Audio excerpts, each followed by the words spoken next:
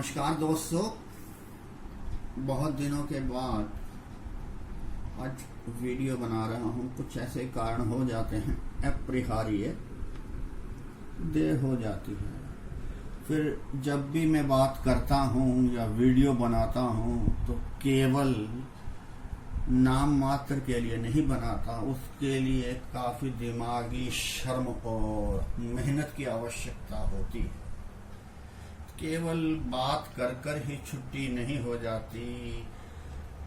आज जो मैंने विषय सुना है वो समय के अनुकूल है। सर्दियों में कौन से फूल लगाते हैं? जब ये विषय देखने में तो इसको मैं अगर छोटा करना चाहूँ ना तो 2 मिनट भी लग जाएंगे। अगर बोलना चाहूँ तो सारा दिन भी कम होता है। देखो कितने समय लगता है। जब भी कोई बात किसी विषय पर मैं करता हूँ ना तो यहाँ वहाँ दाएं बाएं ऊपर नीचे 10 दिशाओं की ओर जो भी क्वेश्चन, जो भी प्रश्न आपके दिमाग में कौंधते हैं, आपके मनोभाव को मैं जानता हूँ। अब विषय मैंने जो चुना है सर्दियों के फूल। अब इसके अंदर क्या क्या आपको मिलेगा, वीडियो देखेगा, धन्यवाद रहूंगा आपका। कौन से फूल सर्दियों में लगा सकते हैं, कौन सी कंपनियां अच्छी हैं, कहां से बीज लेने चाहिए, बीज एक्ट क्या है, उगाने हेतु तापमान क्या होना चाहिए, इनकी पौध सीडलिंग प्योंद कैसे तैयार करें, कौन से कीट और बीमारियां लगती हैं, कौन से फफूंदी नाशक और कीट नाशक इस्तेमाल किए जा सकते हैं अगर बीमारियों का हमला होता है। 200 से अधिक वैरायटी होती हैं दोस्तों सर्दियों के लिए, और अभी हम कुछ ही कर पाते हैं। भारत के चाहे जितने भी फूलों के मेले हों, फ्लावर शो हों, फूलों की 200 से अधिक वैरायटी नहीं होती। मैंने 70 से ज्यादा नोट नहीं करी, मैंने पिछले 40 सालों के दौरान यह नोट किया है। इससे पहले कि वीडियो में शुरू करूं, एक प्रस्तावना, 2 शब्द उद्गार के। इतना समय हुआ वीडियो बनाते हुए, कुछ लोगों का साथ मिला। बहुत ही अच्छे लोग हैं, मितभाषी हैं, मृदुभाषी हैं, संवेदन। मैं जिनके भी नाम ले रहा हूं ये सभी मुझे प्रिय हैं। आत्मीयता का गुण उनमें बहुत ज्यादा है। सर्वप्रथम नाम आता है ज्योति क्रिएटिविटी की, ज्योति जी। ये बहुत ही मृदुभाषी हैं, बहुत ही भावुक हैं, हर एक का ख्याल रखना इनकी फितरत में आता है। उसके बाद हैं रेखा जी, ये मेहर गार्डन से हैं। फिर नाम आता है मन्नत जी, यहाँ अंजू जी हैं, फिर सीमा जी हैं, और उसके बाद नाम लेना चाहूंगा ऋचा जी का, जिनका चैनल का नाम my fairy tale terrace garden है। इन सब का मैं तहे दिल से शुक्र अदा करना चाहूंगा। ऐसे लोगों का साथ जीवन में जरूरी है, हर मौके पर, हर क्षेत्र में। दोस्तों, जब भी मैं बात करता हूँ गार्डनिंग की तो मुझे पहली प्रायोरिटी या पहला क्रम मैं देता हूँ इंसानियत को, उसके बाद में गार्डनिंग। सफलता का पैमाना लाखों में या सब्सक्रिप्शन या 99% अंक नहीं है। एक हिंदी के सबसे बड़े यूट्यूबर हैं, नाम तो नहीं लेना चाहता, 2-3 साल पहले मैं उनके चैनल पर गया। लीफ कर्ल के लिए वो कह रहे थे कि फंजीसाइड इस्तेमाल करो, जबकि लीफ कर्ल व्हाइट फ्लाई फैलाती है, व्हाइट फ्लाई फैलाती है वायरस। वो फिर हमें उस कीट का निदान करना होगा, ना फंजीसाइड का वो की जरूरत है, ना वायरस की कोई अभी तक इलाज है दुनिया में, चाहे वो पौधों पर हो चाहे। उसके बाद तो मैंने ऐसे बड़े का जानना ही छोड़ दिया। इसी तरह 99% वाले दोस्तों, 99% कभी कैलिफोर्निया की सिलिकॉन वैली में कामयाब नहीं होते। यहाँ तो 10वीं या मैट्रिक पास अपने ऐप बनाते हैं और करोड़ों का एनुअल पैकेज पाते हैं। दोस्तों, ये तो मैंने थोड़ी सी प्रस्तावना या इंट्रोडक्शन या परिचय दिया। अभी परिचय समाप्त नहीं हुआ है, बात आएगी धीरे धीरे, चिरावती चिरावती। दोस्तों, खरीदते समय मैं सिर्फ नाम बताकर छुट्टी नहीं करना चाहता। A to Z, यानी आप कह सकते हो कि फूलों की बाइबल आपके सामने खोल के रखने जा रहा हूं।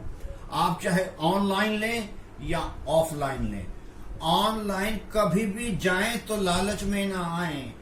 100 रुपए के 10 पैकेट या एक के साथ एक कदापि ना लें। पहला असूल, पहला नियम।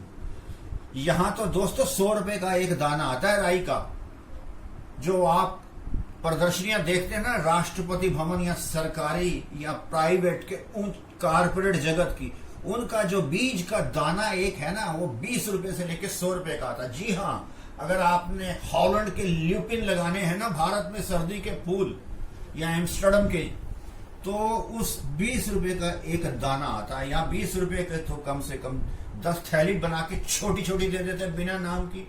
पहली बात, लालच में ना आए। ऑनलाइन की बात कर रहा हूं। दूसरा, वेबसाइट्स जो लोहा लक्कड़ कंप्यूटर सब कुछ बेचते हैं, उनसे बीज कदापि ना लें।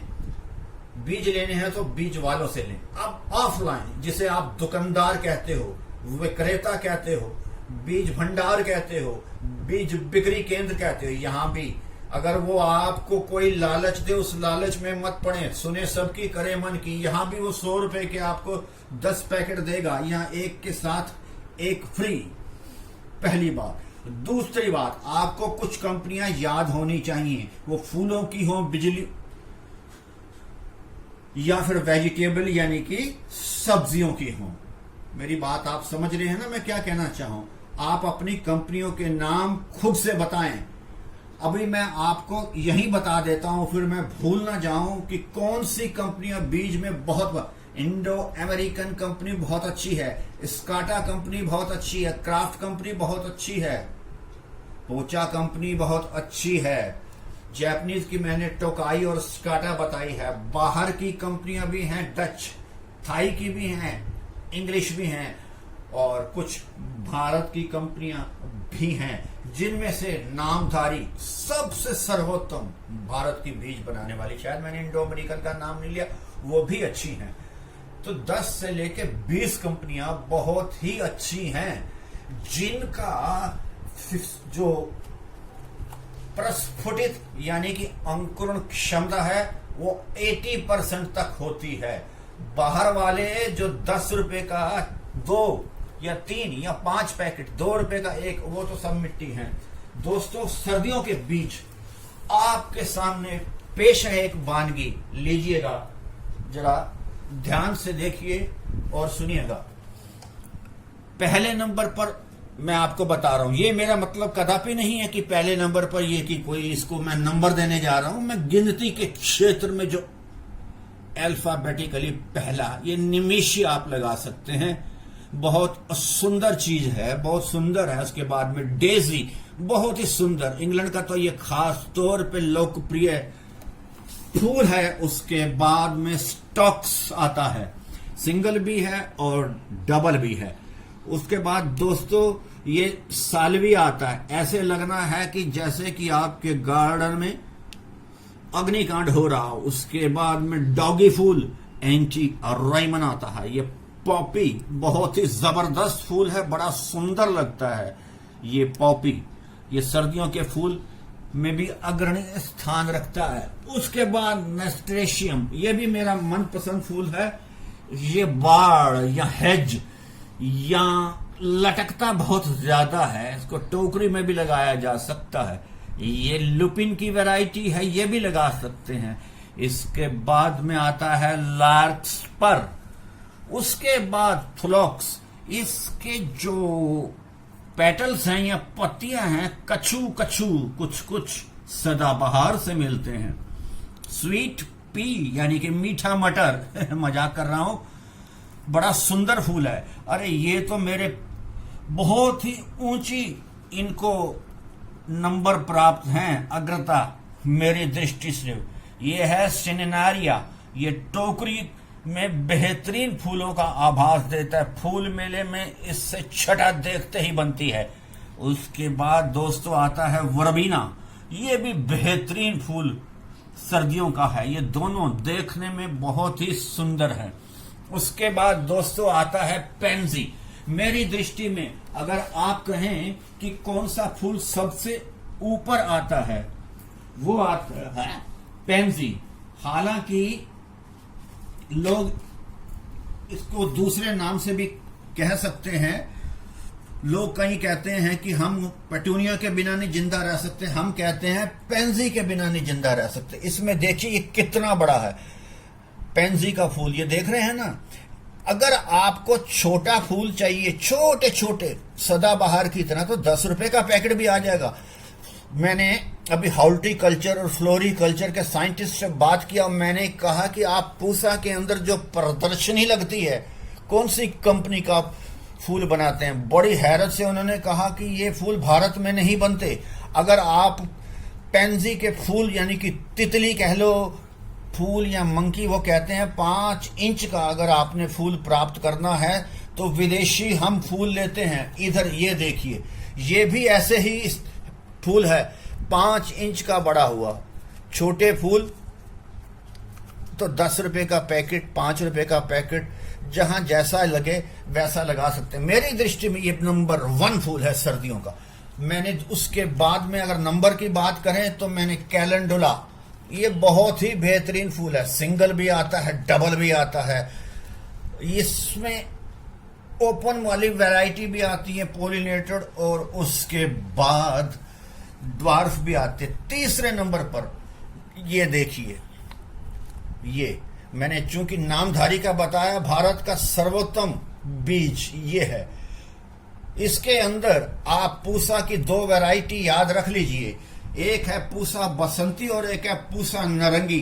अगर आप कहीं पर भी गूगल पे सर्च करेंगे तो तमाम ऐसी कंपनियां आपको मिल जाएंगी जो 50 ग्राम या 100 ग्राम मात्रा, इसके अंदर भर भर के फूल लगता है।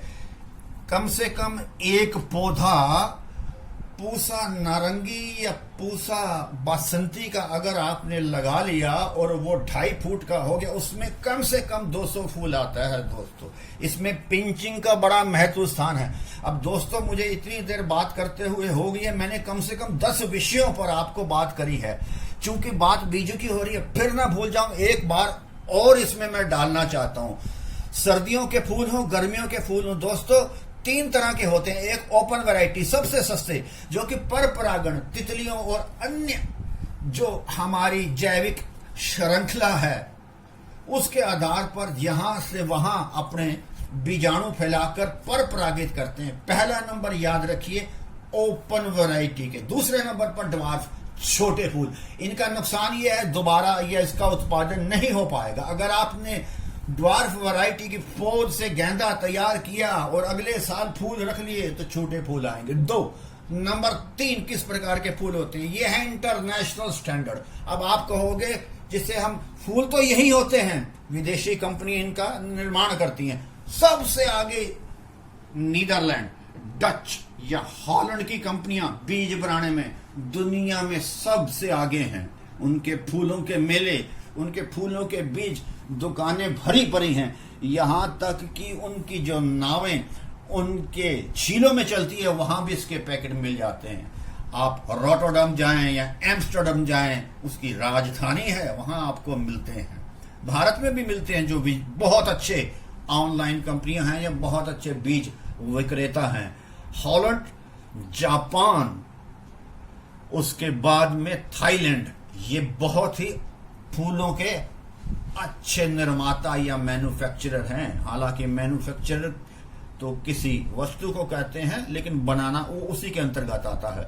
तो मैं बता रहा था कि गेंदे की ये 2-3 किस्में आप लगा सकते हैं। आजकल तो आप गेंदा सिंगल लगाओ, डबल लगाओ, ड्वार्फ लगाओ, जाफरी लगाओ। दोस्तों एक गेंदा आता है हजारा, उसकी जो एक पत्ती है, पत्ती के अंदर भी फूल होता है। वो काफी मुश्किल से मिलता है, हजारा उसे फूल कहते हैं मैरीगोल्ड का। मैंने आपको नामधारी के बाद ये सटन और टोकाई बताया, ये भी बहुत अच्छी कंपनी है। ये देखिए, कोई ये प्रायोजित या पैसे लेके कोई वीडियो नहीं बनावट है। अब ये देखिए, एक ये 12 महीने आप उठा सकते हो, F1 और F2 का ये हाइब्रिड गेंदा है। ये देख रहे हैं ना आप, तो ये सफेद कलर का वनीला, बहुत ही इसको ऊंची दर्जा प्राप्त है। चूंकि इसका बीज बहुत ही महंगा होता है, इसके हार या मालाएं बाजार में देखने को नहीं मिलती हैं। इसके बाद में ये भी वैरायटी है, पीली वाली भी है, लाल वाली भी। नॉर्थ इंडिया में जो फूल है ना दोस्तों, जो उत्तर भारत के लोग ये किस्म का जो पीला जो मैं आपको दिखाया जा रहा है पटल पर, इसको पसंद करते हैं। ये फूल कलर को उत्तर भारत के लोग, जिसमें दिल्ली, पंजाब, हरियाणा, उत्तर प्रदेश, राजस्थान, मध्य प्रदेश आता है, और दक्षिण भारत जिसमें कर्नाटका, हैदराबाद, तेलंगाना, केरला आता है, उसके लोग, शायद मैं उल्टा कह गया, उत्तर भारत के लोग संतरी पसंद करते हैं, यस, और दक्षिण भारत के लोग पीला। तो ये रहा गेंदा। मैंने अपनी पसंदीदा, पहले मैंने पेंजी लगाया, दूसरे पर कैलेंडुला, तीसरे पर मारीगोल्ड, चौथे पर डायंथस। बहुत ही बेहतरीन फूल है ये डायंथस का। इसके अंदर में कई तरह की वैरायटी आती हैं, छोटी क्या, बड़ी क्या, चौबाट क्या। ये मैं आपको दिखा रहा हूं, कितने सुंदर हैं ये।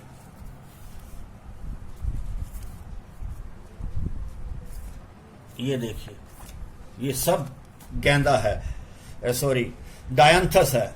जो कार्नेशन वाले लोग होते हैं ना, मैं उसके विषय में भी बाद में बात करूंगा जब मुझे समय मिलता है। कार्नेशन का फूल नहीं उगता भारत में, उग तो जाएगा लेकिन वो सीडलिंग से बनता है, घर में बीज से तैयार नहीं होता। या तो छोटा बन जाएगा या डायंथस बन जाएगा। चूंकि बात छड़ी है तो मैं आपको बतला देता हूं दोस्तों, क्राइसैंथेमम में ये गुलदावदी का फूल को आप नहीं उगा सकते। किससे? बीज से। जो पॉम वैरायटी है, बड़ी वैरायटी है, प्रदर्शनी में खिलती हैं, वो सब सीडलिंग ऊतक संवर्धन से तैयार होती हैं बंगाल में। अब ये देखिए, अब ये क्राइसैंथेमम नीचे लिखा हुआ है ना, फोकस, क्राइसैंथेमम, और उसके साथ में उन्होंने इसको कार्नेशन भी डाल दिया। क्राइसैंथेमम छोटा सा बन के रह जाएगा या कार्नेशन में वो तब्दील हो जाएगा। तो ये डायंथस होता है, कार्नेशन हमें सीडलिंग तैयार करनी पड़ती है। इसी तरह डेहेलिया होता है दोस्तों, ये सर्दी का, ये सबसे अंत में होता है। इसको लगाना ही जनवरी में चाहिए कि मार्च अप्रैल तक जाएगा। इसकी भी आप फूल से 1 किलो का जो डहलिया है, जो अटलांटा अमेरिका में दुनिया का सबसे बड़ा केंद्र है, शोध स्थान, वहां जैसे फूल या प्रदर्शनी में तो आपको इस प्रकार के छोटे छोटे फूल मिल जाएंगे। क्राइसैंथेमम, डहेलिया 2, तीसरा मैंने आपको कार्नेशन बताया। अब एक और किस्म है चौथी, वो है जरबेरा। ये भी बीज से नहीं होता, सुन लीजिए। जरबेरा को भी आप टिश्यू कल्चर से या बगीचे से या लिया जाता है, ये उत्तराखंड में उगाए जाते हैं। आप संभाल तो लोगे लेकिन बीज से नहीं मिलेगा, तभी तो वो 200 रुपए से कम नहीं मिलता, ऊतक संवर्धन से स्वीकार होता है। तो मैंने आपको गुलदावदी बताया, कार्नेशन बताया, जरबेरा बताया, जेरेनियम भी ऐसा है, डहेलिया भी। तो ये 5 पौधे कदापि तैयार नहीं हो सकते। ये वैज्ञानिक सत्य है और 100% प्रमाणिक है। तो दोस्तों, मैंने पेंजी, कैलेंडुला, मारीगोल्ड, क्राइसैंथेमम 4 और मैं 5वें नंबर पर वर्बीना और सिनेरिया को डाल देता हूं। इसके अलावा स्वीट विलियम बहुत ही सुंदर हैं, ये देखिएगा, स्वीट विलियम बहुत कम लोग इसे लगाते हैं, ये भी डायंथस की तरह लगता है। और एक ये देखो, ये प्रस्फुटित हो रही हैं, ये स्वीट सुल्तान, ये भी बहुत कम लोग लगाते हैं। ये सिनेनारिया ही कहलाता है, इसे सिल्वर डस्ट कहते हैं। ऐसे लगता है सिल्वर का किसी पंप में डाल के पौधे पे छिड़काव कर दिया हो, सिल्वर पेंट का।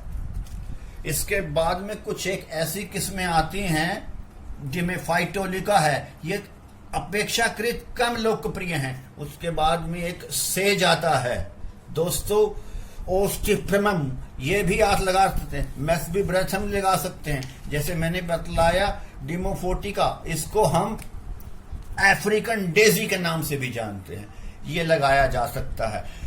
एक और किस्म है, वो भी कम तरह की गई है लेकिन लगती बड़ी सुंदर है, वो एगेटम के नाम से है, इसके अंदर जामनी फूल लगता है। ये इसकी F1 यानी कि हाइब्रिड वैरायटी है। दोस्तों बुके का भी बड़ा जबरदस्त चलन आता है सर्दियों में। जब बुके बनाते हैं ना तो उसमें डालने के लिए भी इस प्रकार के कुछ फ्लावर चाहिए होते हैं। अगर रोज बना रहे हैं तो उसमें कैंडी टफ्ट डाला जा सकता है। दूसरे नंबर पर बुके बनाने में ये स्वीट एलाइसम ये भी डाला जा सकता है। ये बुके बनाने के सहायक फूल है। वैसे भी बड़े सुंदर लगते हैं। टोकरी या गमला पूर्ण रूप से भर जाता है। दोस्तों इसकी बड़ी चर्चा लोग करते हैं। ये पेटूनिया कहते हैं, इसके बिना अच्छा है, लाउड स्पीकर है की तरह लगता है, लटक जाता है और इसकी बड़ी खूबसूरती है कि सारा साल चल जाता है अगर जरा सा भी आप मेहनत रखें।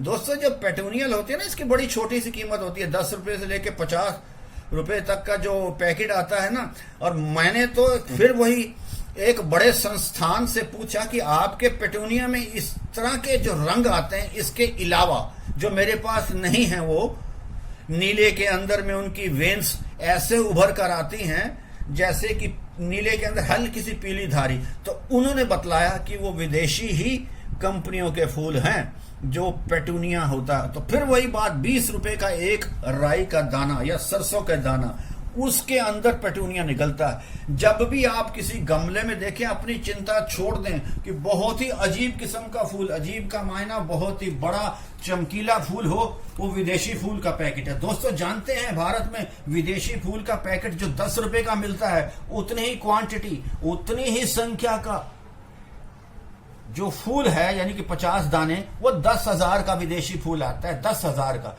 अब उस किसी सरकारी एजेंसी ने या कारपोरेट जगत ने 50 फूल लगाने हैं तो एक लोग 10,000 का, तो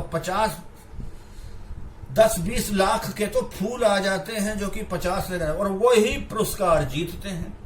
तो दोस्तों मैंने आपको आज सर्दी के फूल आत्मनिवेदन के रूप में उसका सब कुछ बतलाया है पूरी डिटेल में। अब देखिए, अब मौसम भी रह गया है। मौसम के लोग, भारत के जो यूट्यूबर्स हैं ना, जून जुलाई से ही शुरू हो जाते हैं। बिल्कुल नहीं, सर्दी के फूल बनाने के लिए सबसे सर्वोत्तम मौसम है जब तापमान कम से कम, जी हां, कम से कम 25 डिग्री हो जाए। और अगर वो 10 तक चलता है तो भी चलेगा। 25 और 10 35 का आजकल उत्तर भारत में ही 40 डिग्री। अभी कोई जरूरत नहीं है आज की डेट में 10, 12, 13, 14 जो सितंबर है, एक कम से कम भी 15 अक्टूबर को इसको तैयारी किया जाना चाहिए। जो 15 अक्टूबर को तैयार होते हैं वो दिसंबर में या जनवरी के शुरू में उसको मिलाए जाते हैं। जो सरकारी मेले लगते हैं ना दोस्तों फूलों के, वो तो मार्च अप्रैल से पहले लगते हैं नहीं, वो दिसंबर में भी लगा सकते हैं। तो ये बिल्कुल कहना गलत है सितंबर अक्टूबर में लगाओगे टाइम निकल गया। कोई टाइम नहीं निकला।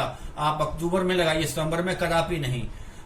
दरअसल ये कहना ही गलत है कि आप कब लगाओ, आपको समय के अनुसार लगाना चाहिए, ना कि सितंबर अक्टूबर में। फिर भी मोटे तौर पर अक्टूबर में लगाएं, मध्य अक्टूबर, 15 अक्टूबर, नवंबर, दिसंबर, जनवरी, फरवरी तक आप बो सकते हैं। कोई चिंता की बात नहीं है। बोने के लिए अलग से एक छोटे छोटे प्लग ट्रे ले लीजिए। प्लग ट्रे या छोटे छोटे कप आते हैं डिस्पोजेबल, उसके अंदर इसकी सीडलिंग करिए, पौध बनाइए, फिर ट्रांसफर कीजिए, शिफ्ट कीजिए। ट्रांसफर तो लोगों की नौकरी की होती है, पौधों को शिफ्ट किया जाता है या ट्रांसप्लांट किया जाता है। इसके अंदर लोग कहते हैं खाद नहीं। मैंने तो फ्लोरिकल्चर के हेड साहब से पूछा, उन्होंने कहा खाद भी चाहिए। क्या 1 महीना या 1 दिन के बच्चों को आप दूध नहीं पिलाते या खाद्य पदार्थ नहीं देते? तो ये बिल्कुल गलत बात है कि इसकी सीडलिंग में खाद नहीं चाहिए। भले ही वो केमिकल की फाट ना हो, एक भाग उसमें सीधे तौर पर, वैसे तो कहते हैं कि 70% आपको कोकोपीट डालना चाहिए, परलाइट, वर्लिक, थोड़ी सी मट्टी और थोड़ी सी खाद। ये 3 अगर नहीं मिलते आपको बनावटी जो मिट्टी है तो 1 भाग मिट्टी ले लें, 1 भाग उसमें रेत ले लें और 1 भाग खाद ले लें। कोई भी खाद ले लें, कंपोस्ट खाद, घर की बनी हुई, केचुए की, गोबर की, मुर्गी की, कोई भी जानवर की। जितने तारे आसमान में उतने तरह की खाद है। हाँ, रासायनिक खादों से बचना चाहिए कि वो बहुत छोटे होते हैं ना पौधे।